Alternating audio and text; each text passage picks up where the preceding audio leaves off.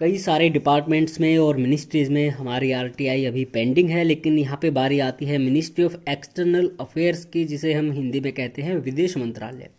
तो विदेश मंत्रालय में जो ट्रांसलेटर्स होते हैं उनकी जो पोस्टिंग आती है वो होती है consular passport and visa division में, सीपीवी में।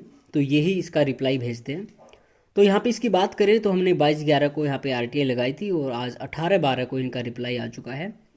और यहाँ पे अपने रिप्लाई में ये कहते हैं, हमने पूछा था कि एसटी और जेटीओ की अभी कितनी वैकेंसी है।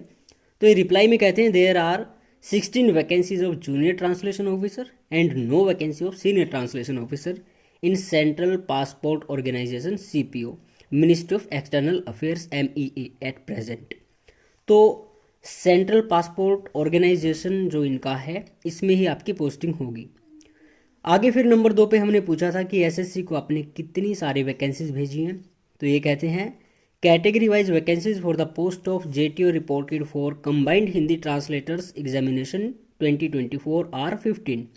तो 15 वैकेंसी भेजी हैं, जहां पर यूआर की 8 है, ईडब्ल्यूएस की 3 है, 2 एससी की, 2 एसटी की, ओबीसी जाए अपना पिकनिक मनाने।